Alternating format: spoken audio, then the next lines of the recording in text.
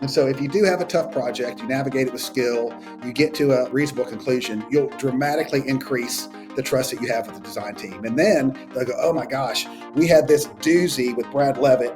He was so gracious, he was so skilled, he was really a comfort to the homeowner. I can't wait to get him out on our next project.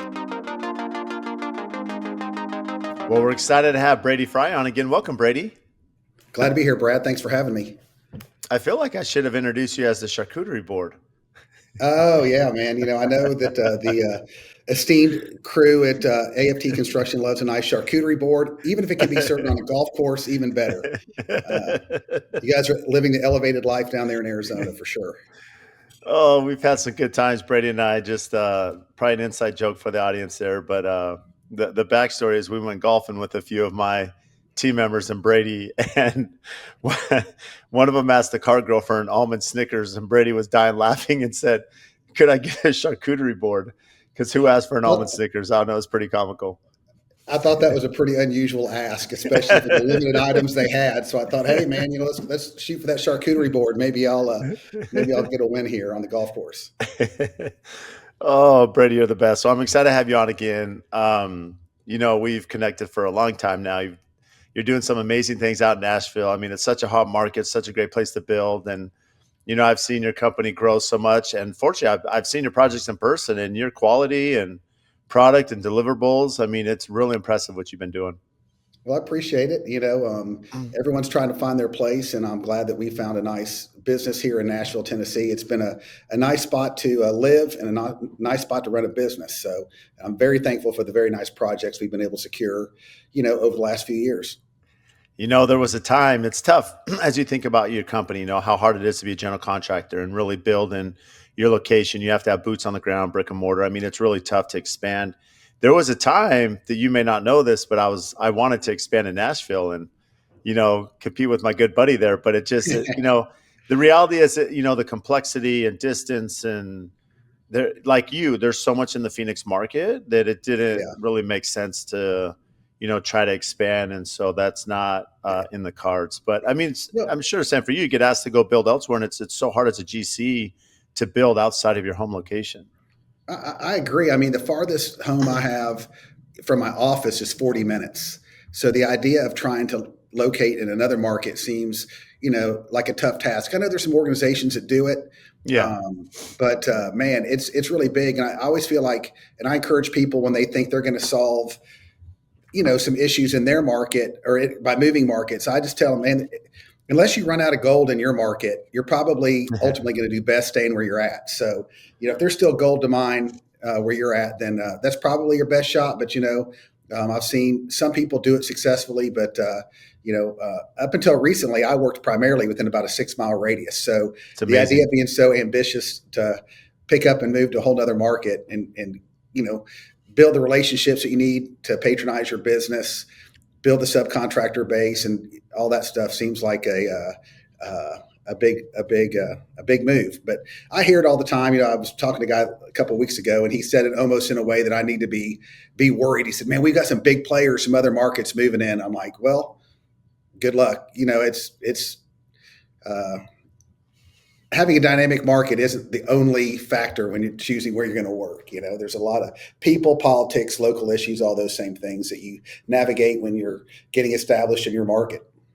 Yeah, it's funny, and I know we're going to speak about kind of the architect relationship in a minute, but to touch on that in the conversation here is, over the years I've asked a lot of architects, what separates the best GCs from others, and it really comes down to the talent of the superintendent and the coordinator, and really the point being is that it's a very technical. As you get into some of these bills are very technical, they're very difficult, and to execute the design and plans and engineering really takes either a company or a superintendent is very knowledgeable and can understand the plans. And the point being is that it's really hard to find superintendents willing to travel, because this is a daily thing. You have to be at your job site. You have to be there every day. I mean, you can't run a project remotely. You can't run it once a week. I mean, it's boots on the ground.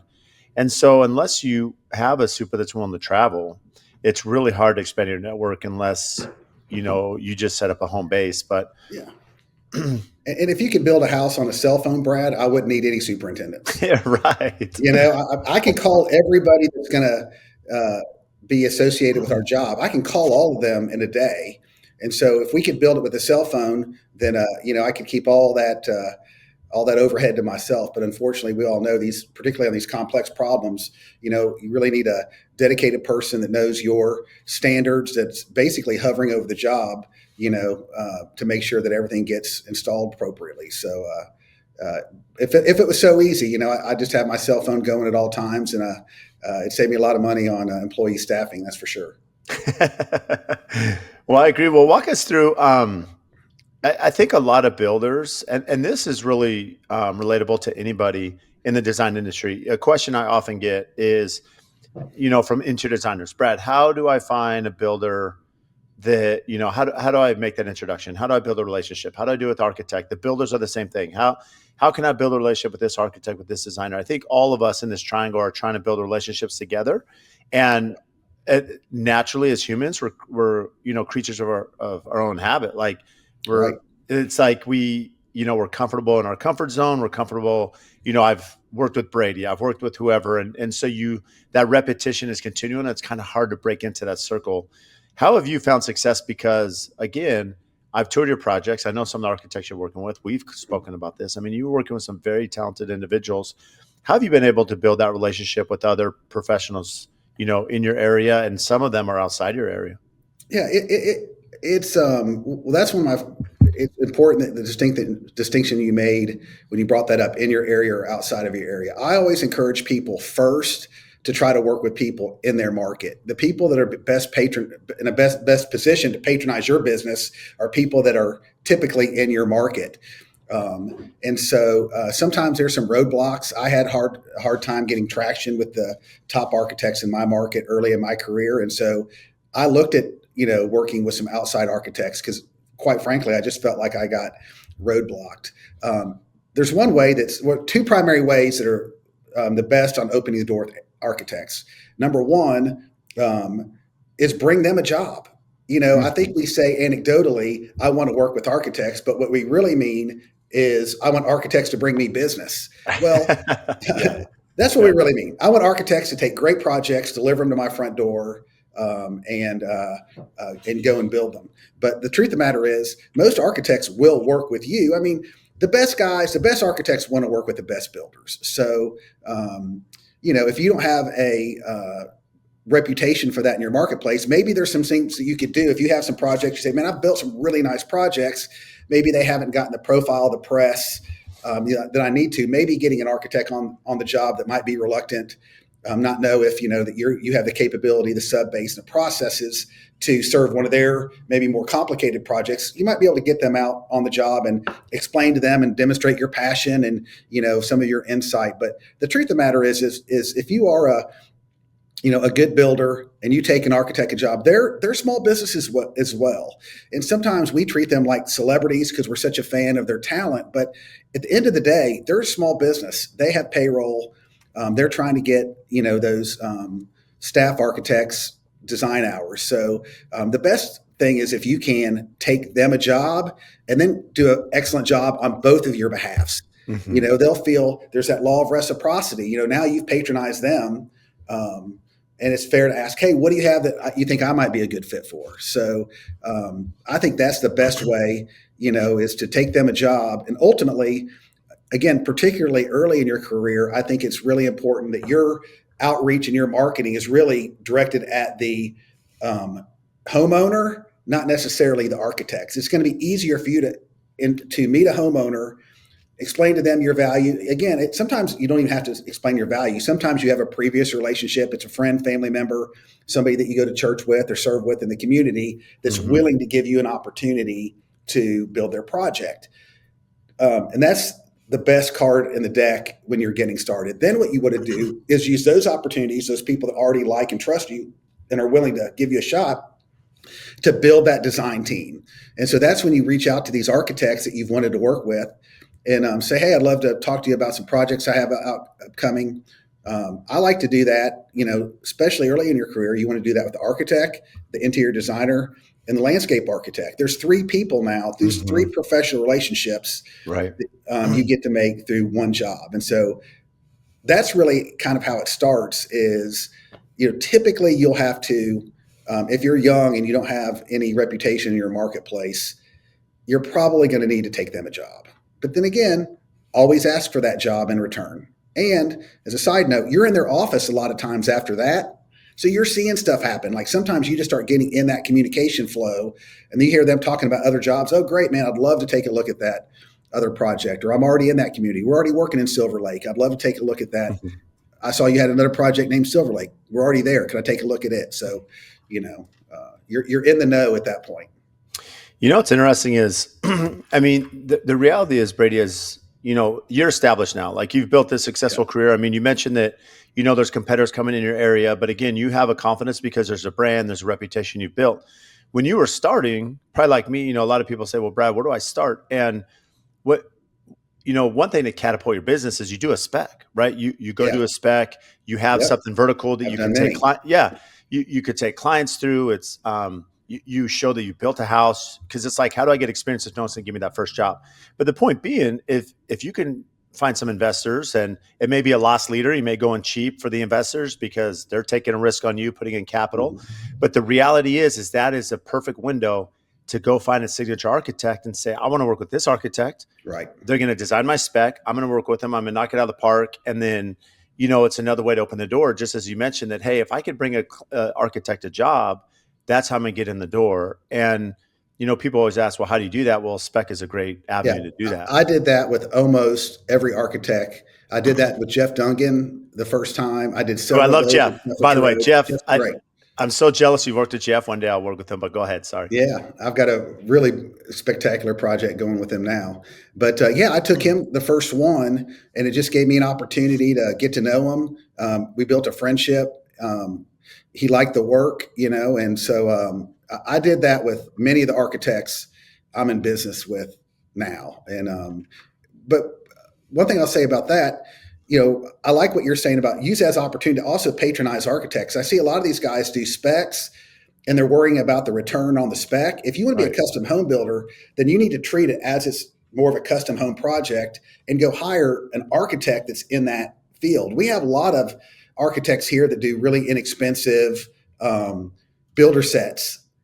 Well, if that's not, you're kind of missing the opportunity to, get in the door of an architect. And most of them, if it's not somebody that's, uh, booked out, most of them will typically, if you say, hey, I'm willing to do like a limited service agreement, maybe we would require less sheets than you would need on a custom job.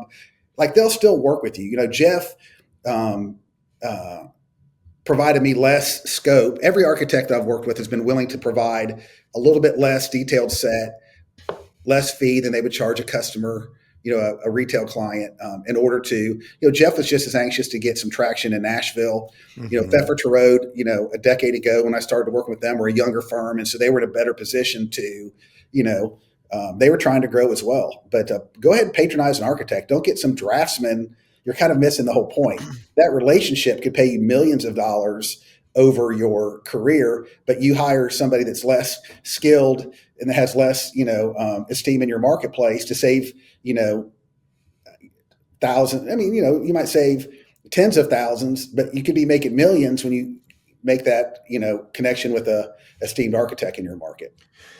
I'm glad you brought that up because I think just for a ballpark number, and this is where you have to do a really good pro forma and understand the market. But in my market, if you're let's say on a 5,000 square foot house, you're probably, I mean, really on any size home, you're probably going to be double, right? Between the Right. cost of an architect to a draftsman. Yeah. But to your point, Brady, I mean, that number, I don't want to say it's minimal, but the reward is so much higher than that delta. And the reason being is that if you can go to market on a spec home with a signature architect, one, it's going to catch the attention of the public, right? There is something to be said with the name of that architect that's out there. Mhm. More importantly, that relationship they're building with you, as you mentioned. And so why look over that investment when you can realize that on the backside, not only does it possibly sell for more, that project is designed different, right? It's There's different elements that are going to appeal to the masses Mhm. anyways. But more importantly, that relationship is being built. Yeah, and you're exactly right.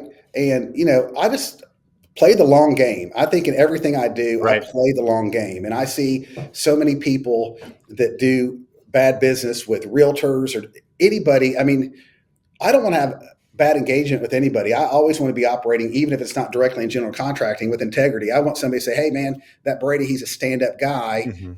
Anywhere they would encounter me in my life.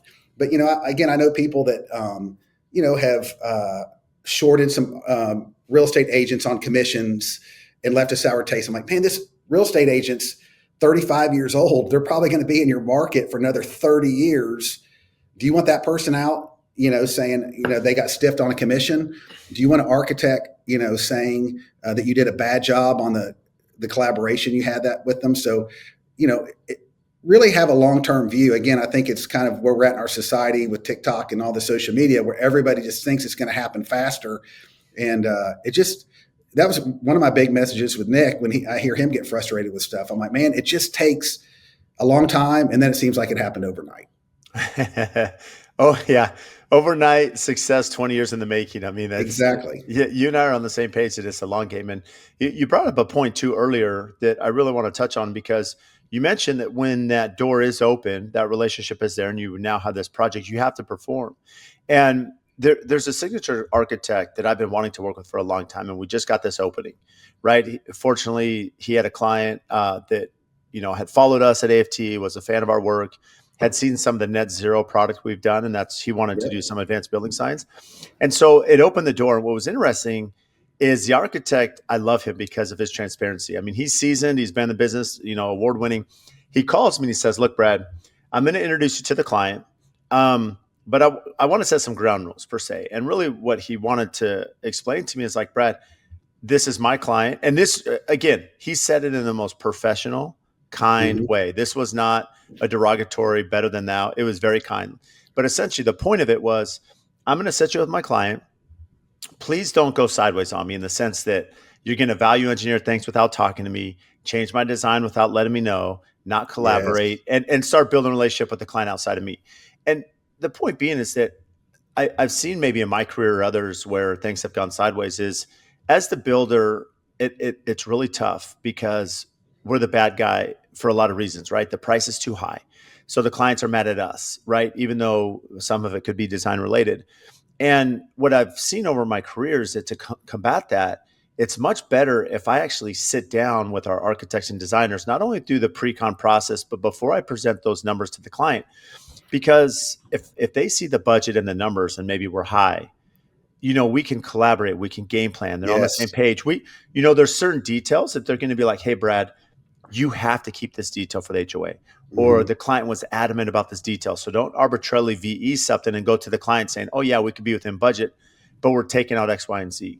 And so the point being is that really this architect was like, "Hey, Brad, just collaborate with me." And I've realized that, that collaboration before it goes to the client allows us to really create that synergy that's going to make the project successful. Right. Well, you hit on a couple things there, and I talked about this a little bit on Modern Craftsman. But what you're describing is there's always somebody on the team that's in the trust chair. They're the one that the client is relying on. We've been there. Sometimes it's us. Like the client might listen to everybody. They might sit in a meeting, and then they'll pull you aside afterward and go, "Okay, Brad, you heard. What do you really think?" Sometimes it's me, and Right. sometimes it's the architect or the designer, but Right. there's somebody that the customer is paying a little bit more attention to. Their opinion is kind of the one that wins the day. And so I think that guy was basically telling you, I'm in the trust chair, and which is great. Somebody's got to be, and it's not really better or worse. It doesn't mean you're in a weak position if you're not. But then you just hit on the stuff that's exactly kind of at the meat of what I was wanting to share with some of your people, because there is a politics to this. There's politics to these relationships. And so, some of the keys I wrote down to working with these architects is, one, you're agreeing to build that a plan as designed. Hmm. It's a covenant. I mean, and that even comes from your competency. You're saying, I've got the skill and I've got the bandwidth, and I'm going to put the due diligence to go through 100 pages or more sometimes and replicate what you designed. It's my obligation to do it. Number one. So you got to know, do I have the team, the subs that can even do that? stop thinking, get excited about the sale and be realistic, because that's kind of the expressed, it's expressed if it's not implicit that you're making with that architect. They're counting on you to do that. Another thing that you mentioned about that is you were talking about substitutions. One thing that I say is you should never offer a value engineered item to a customer that you haven't cleared with the architect first. Right. Mm-hmm. And so instead of saying, hey, you wanted to do this premium roof, you wanted to do slate, you can't come in there and say, well, we could save 150 grand if you went with standing seam metal.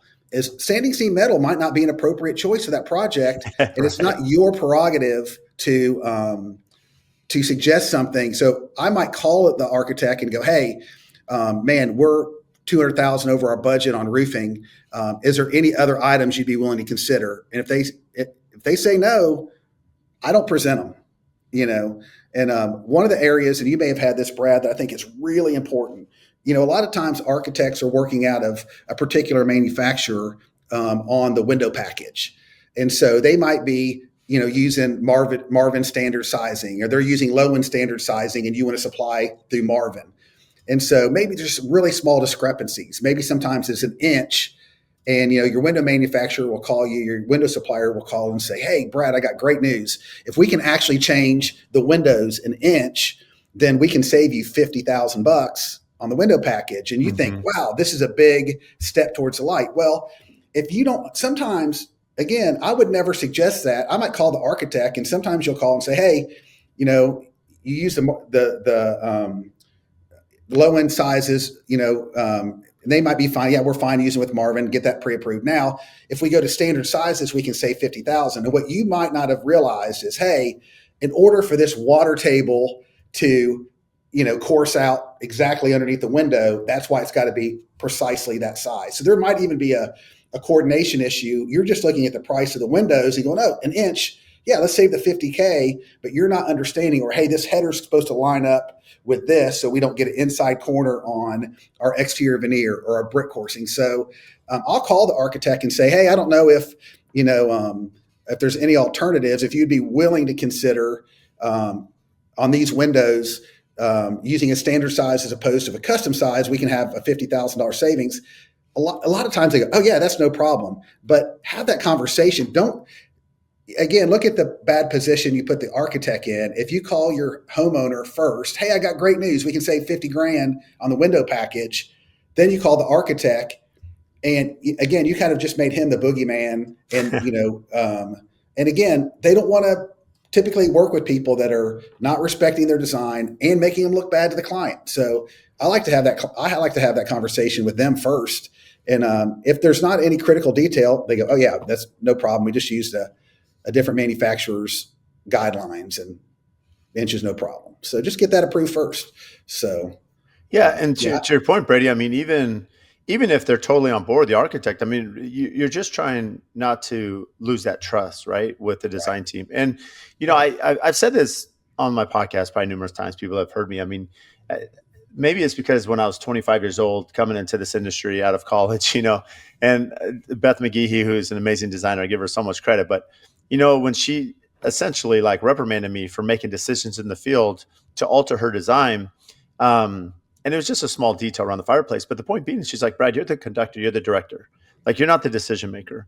And that's always had, a big impact on me, because that's something I've tried to, really train our team about at AFT, is that we're the guide, we're the director, we're the conductor of these projects, and we're not the decision makers. At least that's not how my business is run, because I'm working with designers and architects on every project. Mm-hmm. And when that's the case, you have to understand the sensitivity to that, is that our job is to execute their design and creation, because that's what the clients ask for and what the client's paying for. And when we go rogue and start doing that, even if it may save the client money, that's where that relationship can be broken. Well, and that was one of my points, is at some point there's going to be a conflict between the architect or designer's vision and the budget. I mean, we've all had it. And I think it's okay to advocate for the design. Ultimately, the homeowner is going to make the decision. And I say, hey, ultimately, I work for you, but they hired the design team. We didn't hire them. They hired the design team because they like their work. So I think it's okay to go, hey, I think this is a really great detail. Ultimately, I'm going to do what you decide to do. But I don't think that you have to. I think the opposite happens sometimes where builders think that they're going to curry favor with the homeowner by bashing the design team. Oh, this is stupid. Oh, this we could save 25K if we eliminated this, this window detail or, substituted inferior material. You just saved 25K. You are out of the architect and designer business. I mean, that is a huge breach of trust. It is not your prerogative. But I've had people that, have worked with me, and I've had to kind of coach them up on how to kind of handle those delicate situations. But it's not your prerogative to suggest something that's not in the plan. You can provide them the best alternatives for what's specified in the plan or a reasonable alternative agreed to by the architect. But you just can't come in. Don't talk about something in the plan stupid or something in the plan's a waste of money. Right. That's and I would even suggest, when I even have a homeowner come in and demand that I do something, like I say, hey, again, you're in charge. I work for you, but I've got trust with Jonathan Terode at Pfeffer Terode, and we're peers. And I feel like it's my obligation to have that conversation. Let him make his best defense why he thought that was important. And if ultimately you decide it's not important, that's your decision. But as a peer, I'm really responsible for having this conversation. If somebody had a conversation with you, and I'm not trying to equate it to our marriage relationships, if somebody said, hey, I need you to do this, don't tell your wife, you'd be like, well, that's not really fair, And so, hey, you do have a particular relationship with the design team, and it's your obligation to have the conversation. And if somebody puts their foot down too hard and says, hey, this is the way it is, I would call that person and say, hey, architect, designer, hey, I want to let you know that I advocated for this, but the homeowners just demanded that this. I would want to have that conversation before I wouldn't want them to come on the job site and then give them an explanation about what happened. I'd want to tell them in advance that, man, I advocated for this, but I lost, and that's really important. And you're going to have to advocate sometimes for design. And, we love our homeowners, but like I say, they hired them. And I just think that you want to be kind of like, like justice. You just want to be even. You just don't want to be so homeowner centric that you just, completely corrupt the design. Mm-hmm. That's bad for your business. And again, but you want to do an equitable job of representing your homeowner. So it's kind of learning how to navigate those. And one of the things that I've developed over the last few years, I don't know, I try to wordsmith things in a way that are concise and they bring understanding. One of the things that I've told my team is we actually never even specifically and purposefully don't even say architect or designer, particularly when we're talking about money as it regards to a selection or expense. We talk about the item. People have feelings, products don't have feelings. Mm-hmm. And so if we get a price back on the tile material, and again, we've gone through all the hoops, we provided the tile budget, in terms of processes, generally we're going to go to that team in advance. And everybody I work with is pros, so we don't have to have every selection. We can go, hey, what are we talking about on this house? Is this a, Kohler level project? Are we Waterworks or Dornbrock or Duval? And then we don't have to have, if we don't have the specification of every fixture, we can put in a category. Hey, is this an MTech job or is this a Rocky Mountain Hardware as it pertains to our door hardware? So we'll kind of get some of their, broad, levels of finish and start plugging in, numbers that are appropriate with that. But let's say that we've done all that due diligence. We correlated with the design team to try to make sure that we had enough money allocated for selections in their budget or money to execute a particular detail. And the selection comes back and it's a wild departure from the budget. We very specifically, we don't say, well, first of all, don't go into that engagement. Don't call and go, hey, listen, Brad, I'm calling you with your tile budget. Are you sitting down? Because this one's a doozy. I mean, you just sandbagged the entire conversation. So that might sound simple, but sometimes people do that again to seem like they're empathetic to the homeowner situation. They kind of just corrupt the project from the very beginning and they actually put that homeowner in a hard position to say yes. You've almost told the homeowner you'd be a fool to approve this selection, And so don't go in there. I go in emotionally flat. Hey, Brad, I got price back on your tile. The price for this selection is X. That's $50,000 over your budget. I specifically don't say that your designer picked out. Oh Because yeah. the designer into it. Yeah. Yeah. Now you're Or, creating a war. Yeah.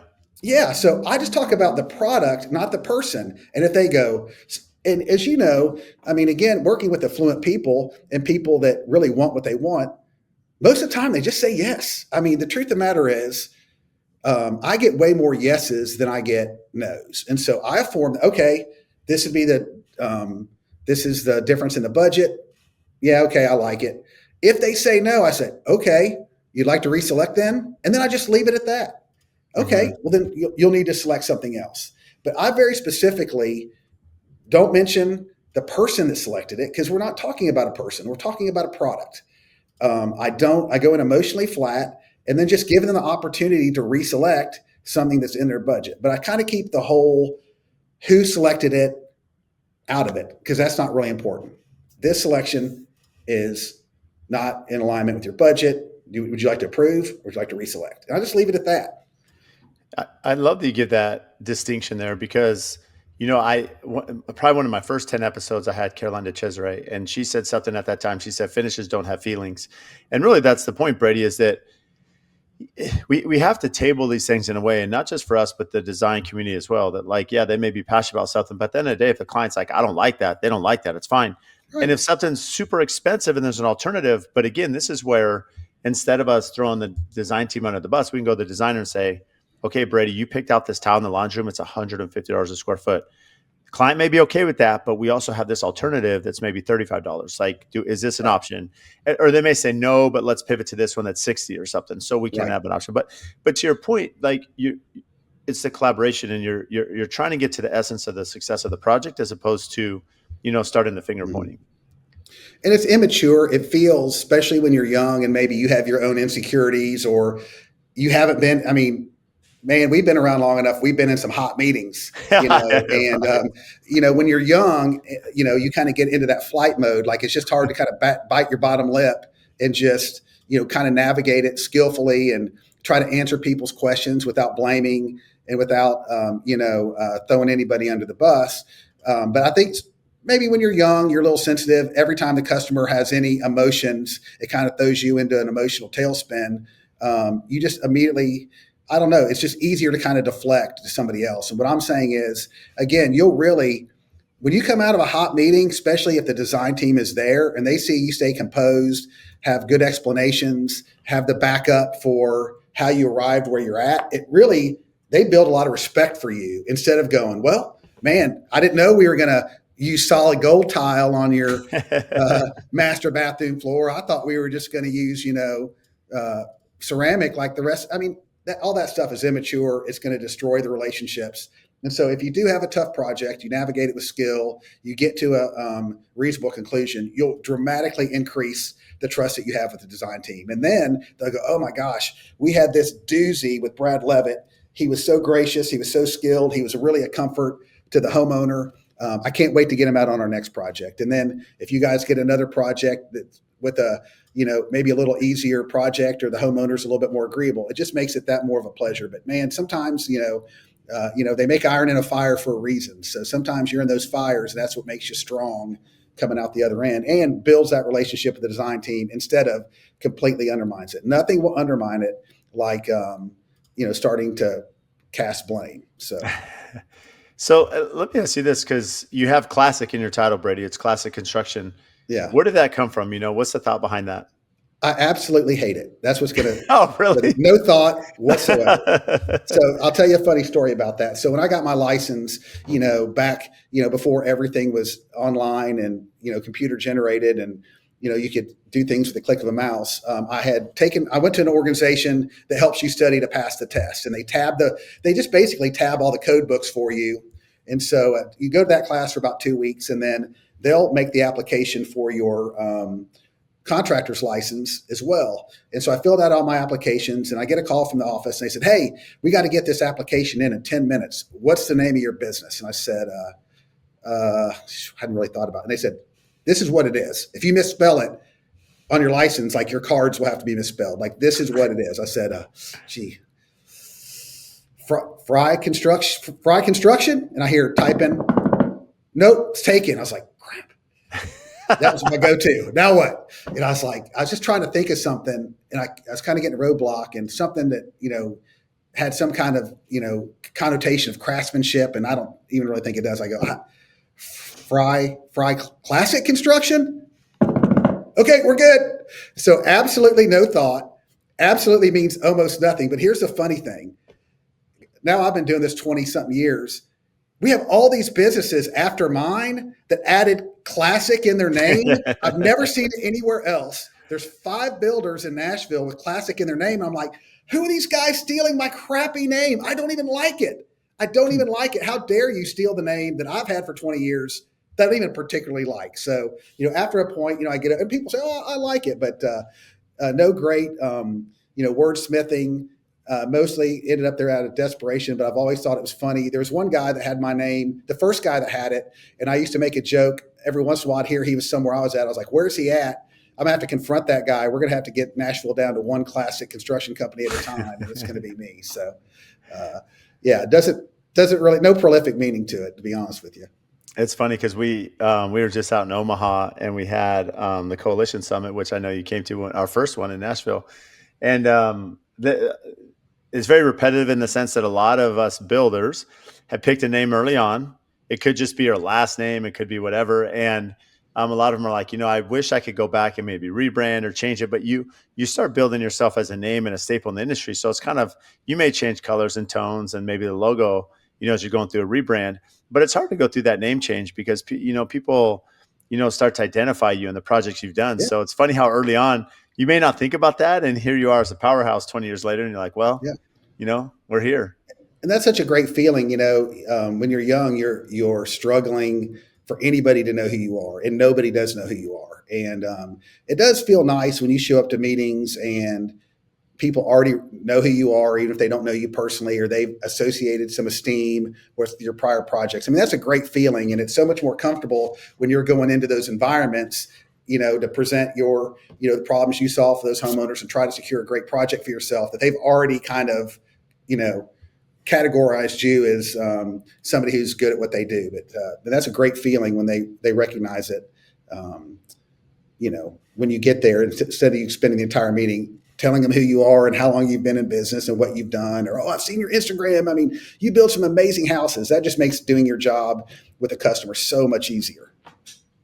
What do you find success? I mean, do you find a tipping point in your career at some point when you think about brand and marketing? I mean, you're well known in the Nashville area. You have some incredible product with some amazing design professionals.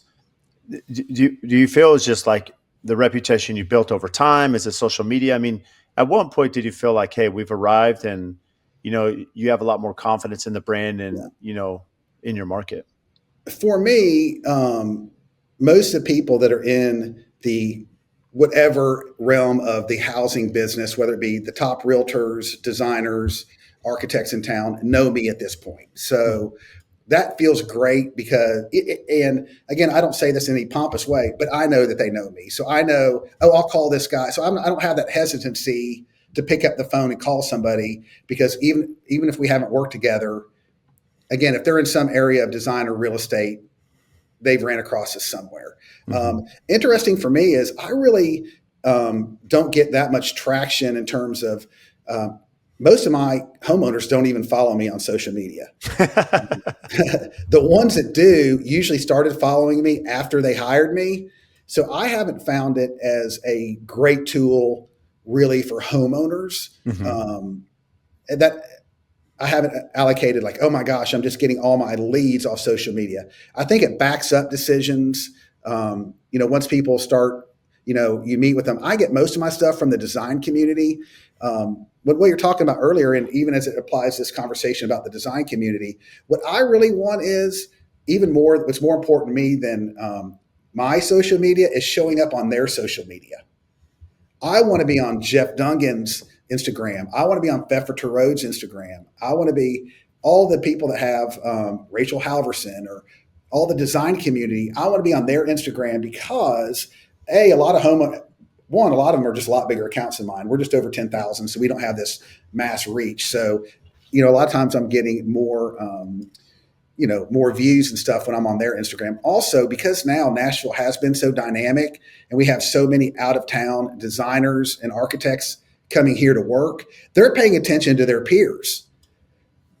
So they're looking all of a sudden and go, man, every time I see something in Nashville, Brady Fry always shows up. So the more times they see your name on people they hold in high, they may not know who you are, but you're kind of, I call it LinkedIn for contractors. They're kind of now associating with all these other people. All these people that I'm working with in Nashville are very well respected. And so, I mean, some of them are out of town. So when they see you, right now we have current projects with Jeff Dungan, Jeremy Corcoran, Pfeffer Road, Looney Rick's Kiss, Rachel Halverson. Oh, who else do we have? I don't leave people out, but just very esteemed people at the top of their field, And so I show up on their Instagram. So then when these people are looking around, maybe they're new to Nashville, they got a project in Nashville.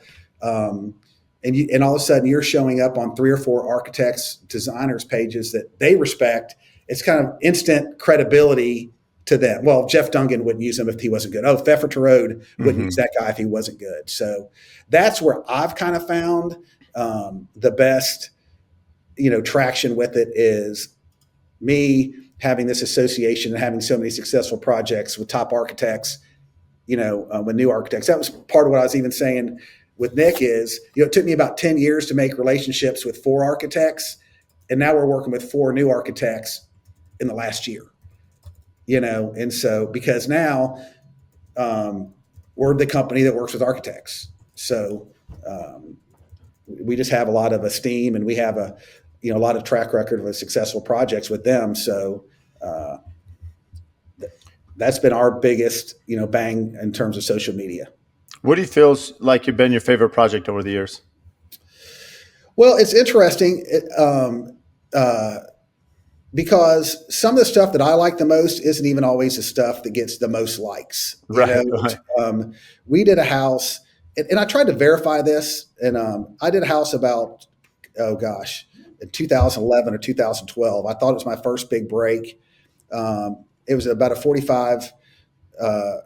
about a $7.5 million project, and that just didn't exist in Nashville in 2012. So that was a spectacular project. Spectacular, budget. And every time I show up to anybody who's doing a subdivision and they got their inspo board, that house is always on it. I was told one time it was the #1 house on Pinterest, but I've never been able to verify that. And Brad, I'm so bad at promoting myself. Most people don't even know I built it, and so that's a big regret that I didn't.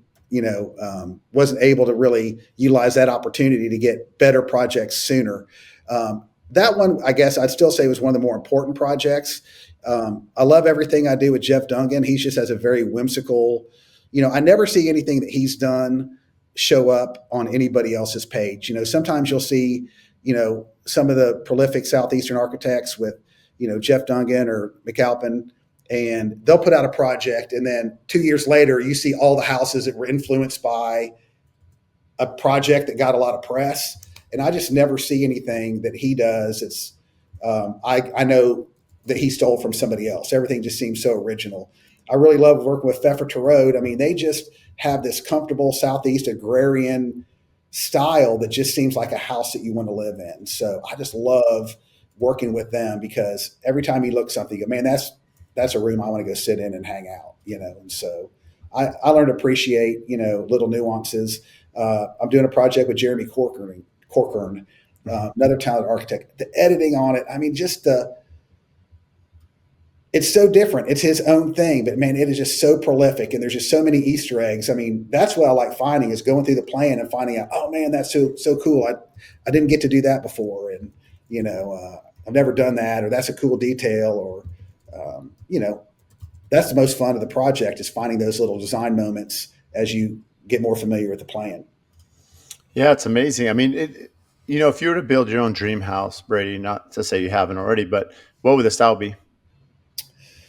I kind of like that South. Everything that I like is kind of rooted in traditional architecture. I do appreciate, when I see a spectacular modern home, and I see the precision and some of the unique things. But everything that I like is rooted in some form of traditional architecture. The stuff that we see Pfeffer Road do is very influenced by rural buildings. Literally agrarian farm buildings, barns, agricultural type buildings, and I really love those. I love natural stone veneers and slate roofs, and really earthy materials are what are comfortable to me. You know, I probably, and I haven't built. I've had a dream house, when I thought I was a rich builder in 2008. But when the market crashed, I had to sell that, and I live in a much more modest house now. But yeah, everything that I like personally, I'd live in would be some form of traditional architecture using, mostly natural materials. That's the stuff that I really like. It's funny. I think we're very similar. Again, we're in a market where we're able to build some of these incredible modern homes. We have a lot of them, a lot of modern contemporary product. But my personal house is very traditional. There's something about, trim. I love trim. Mhm. There's a lot of work to it, but I love the art of it, right? That goes Yeah, in and the details. So yeah. So that's what feels good to me. But I do like to recognize, I take a lot of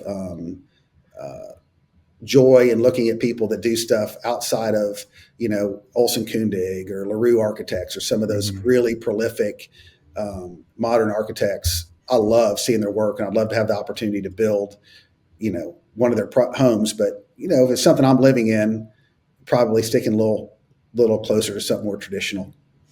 What do you are there any tools that you are using currently to help you with that communication with clients? Because as builders, that's always the breakdown. Like, Yeah. how do you communicate effectively with your client base? Well, there's lots of tools. I know that you're a big supporter of Builder Trend, and I know a lot of people that use Builder Trend. Um, I I think there's a variety of tools out there that can work, but it's not really about the tool. There's no magic tool out there. You Hmm. know, I would get a lot of calls early in my career, and people saying, "Hey, I don't even know that some of these tools are necessarily time savers." People think that tools are going to replace people, Right. but really, I think they're a time like you have to have actually more of a company to contribute all this data to the tool for it to be effective.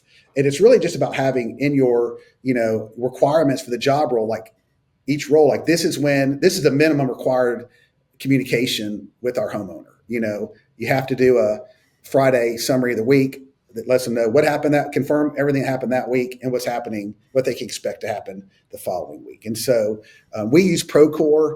Procore just has some tools in the data management, with these really big sets. There's a lot in the plan management that works great for us.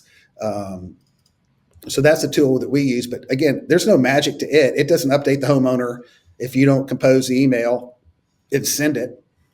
So I really feel like building that culture of communication with your client internally with your staff is really more important than what specific tool you choose. It's like anything else. It's only as good as you use it. But we've invested a lot of money in training and special add-ons for Procore to make it work for our business. Do you feel that there's any secrets to success, like for you early in the process at pre-con, like, just that client process to, because it can be pretty exhausting. I'm sure same for you that it's not like you're meeting the client and breaking ground in 8 weeks. So, Yeah. this is a long relationship. How do you guide them through that pre-con process? Well, a couple things on the secrets to success. I think the pre-con is 100% of it. I mean, I've talked about this at length that the best jobs and the best clients understand that you're going to be in a professional services relationship. And the people, so I bring that up very early. Again, the estimate is based on if I looked at a set of plans and I said, well, based on some other projects that we build of similar size and scope, I would expect this project to come in somewhere between $9 and $11 million. That's an estimate. What they want is a proposal. Well, those proposals, Hmm. ours are very rigorous. If you Right. want a proposal, we don't do those free. Hmm. And when I was doing it for free, Brad, I was getting no work. So that's one of the things is people go, well, I'm not as old as you, or I'm not as established as you, or I've probably mentored a dozen or so young builders, and this is one of the first things I get them all to do. And I've not had one of them call me and say, "Brady, I'm out of business." All their businesses got remarkably better. It sets a tone of you're a professional consultant. You're not just throwing a price at a project. So having a Right. professional agreement, telling them, I find customers there's sometimes you get some tough ones, but if you just tell them what to expect and then you do what you tell them, it really works pretty good. If you say, hey, it's going to take me a month and a half to produce this estimate. So let's look at something, at the end of August for a review. Then they're not calling you in 2 weeks wondering where the estimate is. You say, hey, Hmm. they're rigorous. So just have a professional service agreement, tell them what to expect.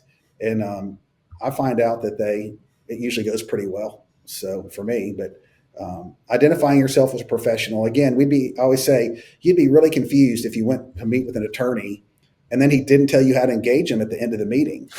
And I've said this to a lot of the young builders I mentor. If you get done with a client interview and the last thing that you say is, well, let me know if there's anything I can do to help, you didn't even realize you were in a sales transaction. Hmm. You thought you were there just to visit, I guess. And so you didn't even ask for the business. Hmm. And so, and we would all expect if we were interviewing with an attorney to say, hey, Brad, based on that case, I'm going to have a $20,000 retainer. Here it is. If you don't want to sign an agreement with the attorney, you'll say, hey, man, I really appreciate it. I'm still interviewing, but at least you know how to do business with them. And you're not even telling the client how to do business with you. That's what they want. They want to build a house. That's why they're there. They'll let you know if they don't want to do business with you.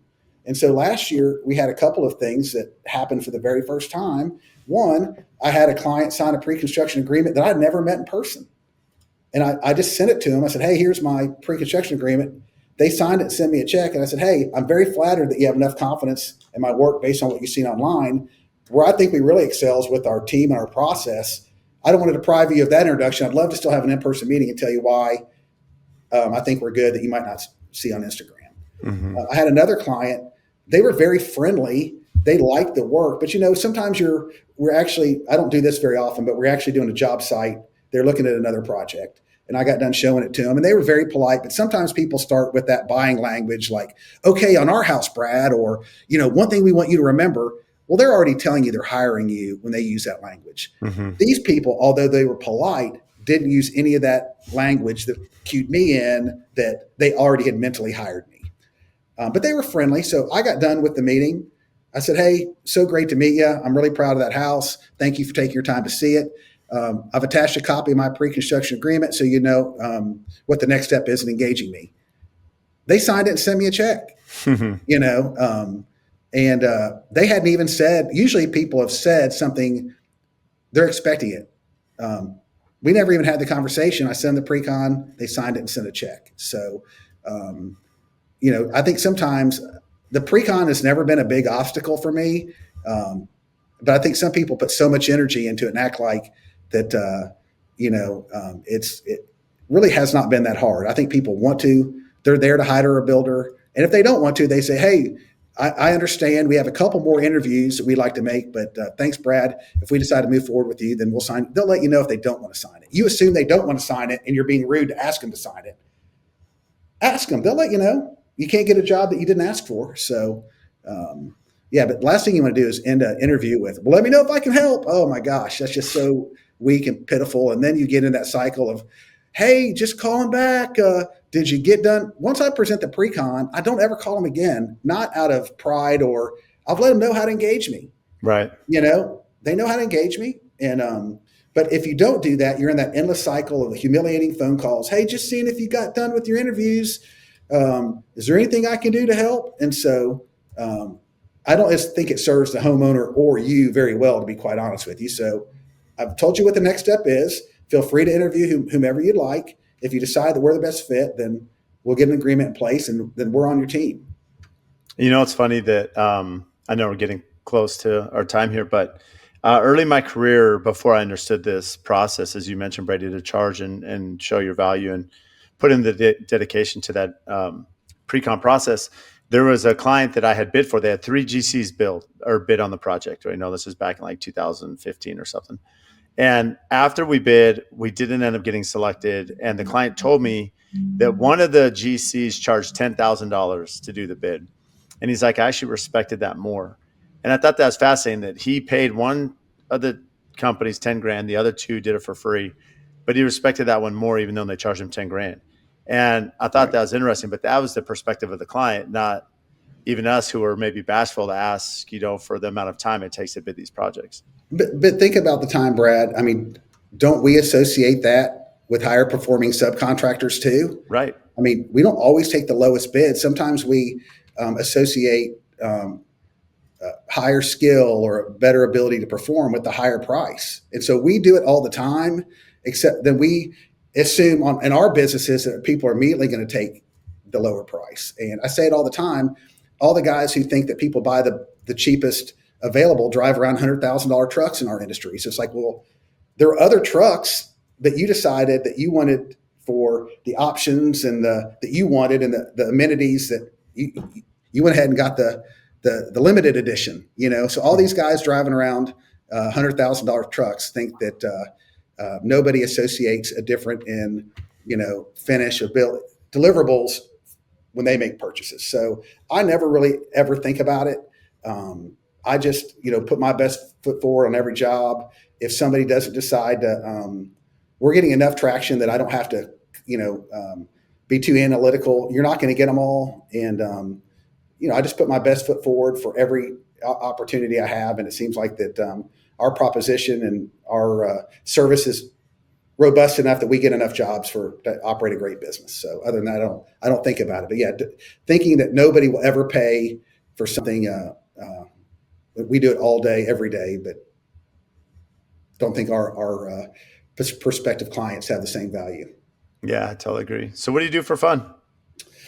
This time of year, I'm at the lake every weekend. We have a lake house about an hour and a half from here, and it was great. My kids are young adults now, but man, particularly when they were young, and we had the kids there and other families all weekend, and so lots of wake surfing and water sports, and barbecues and having fun. We have a lot of friends on the lake now, so that's a great time. And I'm always down for golf. I've got one appointment after this one, and then I'll be heading out to hit some golf balls at beautiful golf club of Tennessee. So, well, you definitely have good taste in golf. I've been out there to play with you. So, Brady, you've been awesome. I appreciate the friendship, all that you do for the industry. I know you're a big spokesperson for, and you've mentored other GCs there in your area. So for those who, were listening, how can they find you? Yeah, well, I've got two things, Brad. They can find me at my construction thread on Instagram, which is Fry Classic Construction. And then I'm also doing, I've got a thread. I don't have a ton of content on it, but it's the Construction CEO. And I'm putting some stuff directed directly at general contractors. One of the things, Brad, we get into this, we feel like we're craftsmen. And I always tell people, hey, if you don't have a CEO, you are the CEO. And none of these young builders have CEOs. So I just want to identify them. A lot of these breakthroughs, we're always chasing craft and, we're always chasing the sale. And sometimes we're a little bit reluctant to see ourselves as business people and start, getting more skilled at reading our financial reports or forecasting or understanding that you've got to have, the proper insurances. So a lot of times it's not going to be the lack of sales or even a bad homeowner to take you out of business. It's going to be lack of being prepared for your taxes or not having enough working capital. So there's all these other tools. So I'm doing some content directed at some of those issues that hopefully help builders in our community.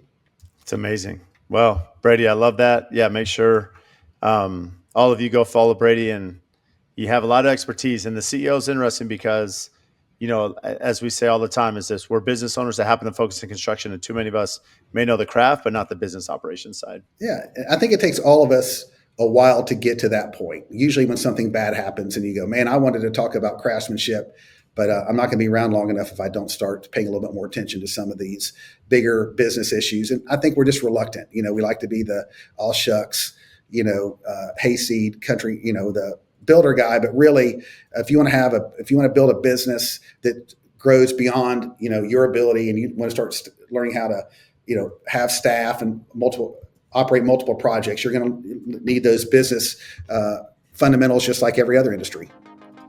Well, can't thank you enough, Brady. Appreciate you My coming pleasure. on. Thank you. Thanks, Brad. Talk soon. If you get value from the show, please support us by giving a 5-star rating and review on whatever platform you listen to.